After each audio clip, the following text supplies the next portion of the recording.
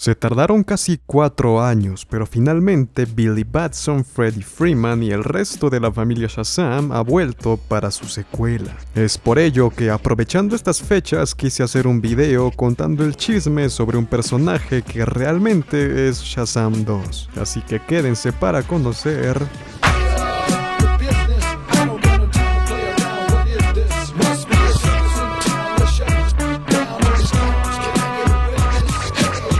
Michael Moran, o mejor conocido como Mickey. Fue un niño reportero que tuvo su apogeo durante la edad de oro de los cómics, cuyos relatos nacían en base a la inocencia de ser un niño con superpoderes, los cuales, en lugar de haber sido conseguidos gracias a la magia de un hechicero, lo hizo mediante la ciencia y la energía nuclear, siendo así que el pequeño niño, al pronunciar la palabra Kimota, que significa atómica al revés, adoptaba un cuerpo adulto y se transformaba en Marbleman, el mayor héroe, campeón y protector de las tierras inglesas.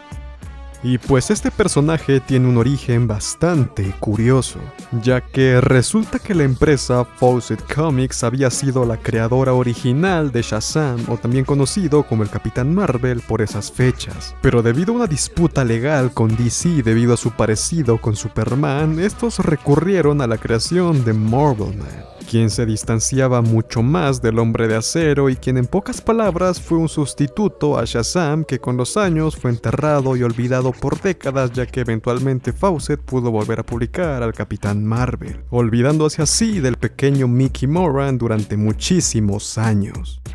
Pero con lo que no contábamos era que un pequeño niño inglés llamado Alan Moore era fanático del personaje, así que cuando creció y se metió al mundo del cómic quiso revivirlo en la década de los 80s, pidiendo permisos para hacerle otro volumen y darle un giro de 180 grados de mano del editorial Eclipse, cosa que en resumidas cuentas sí logró y que de hecho fue aclamado por la crítica, aunque hubieron algunos problemas legales con Marvel debido al nombre del personaje, y fue allí cuando se le rebautizó como Miracle Man, entregando así una fabulosa historia que nos hacía creer en los milagros, hasta que eventualmente el señor Moore le pasó la batuta a Neil Gaiman, otro talentoso escritor inglés que ya era amigo de Moore para aquel entonces, aunque este mismo por distintos motivos jamás pudo terminar su run con el personaje, cosa que lo dejaría frustrado por bastante tiempo.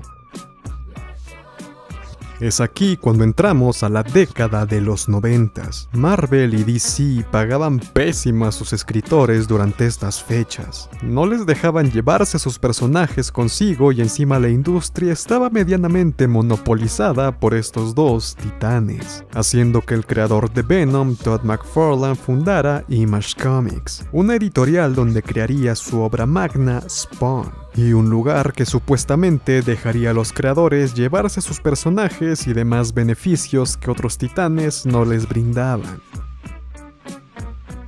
Fue entonces que a manera de celebración Todd McFarlane decidió colaborar con guionistas para dotar de mayor calidad a su cómic, contando con los guionistas más top de aquel momento, como el mismo Alan Moore, Frank Miller y el propio Neil Gaiman. Fue este último quien creó a 3 personajes fundamentales para la serie, teniendo en primer lugar al Spawn medieval, así como al personaje de Cagliostro, y muy por encima de ellos Angela, quien de los 3 es probablemente la más popular. Pero si conocen a McFarlane sabrán que él se hizo millonario con la empresa que fundó para vender figuras, hoy conocida como McFarlane Toys, y allí fue cuando realizó algunas figuras de acción de los personajes creados por Neil Gaiman, pero sin darle regalías, créditos o algo, cosa que desembocó en un conflicto, aunque así llegaron a un acuerdo verbal. Este pacto de palabras se resumía en que McFarlane se quedaría con los derechos de los personajes personajes creados por Gaiman para Spawn, sin necesidad alguna de pagarle las regalías que le debía.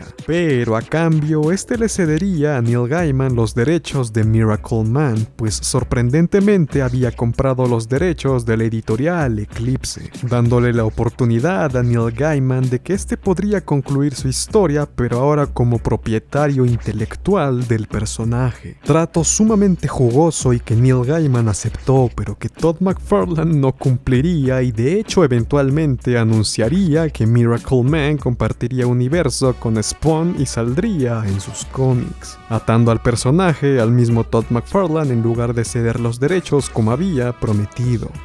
Fue en este punto cuando Gaiman y McFarlane tuvieron un juicio legal para disputarse distintos personajes, ya que Neil estaba sumamente molesto por todo lo ocurrido. Y de hecho, como dato curioso, Neil Gaiman, al no tener dinero para el juicio, recibió ayuda de Marvel y Joe Quesada, quienes le pagaron para que haga otro volumen de Los Eternos de Jack Kirby y una obra que se volvió muy popular llamada 1602, haciendo que todo este dinero fuese para pagar sus costos legales, incluso agradeciendo a Todd McFarlane de manera satírica, sarcástica e irónica por hacer lo necesario.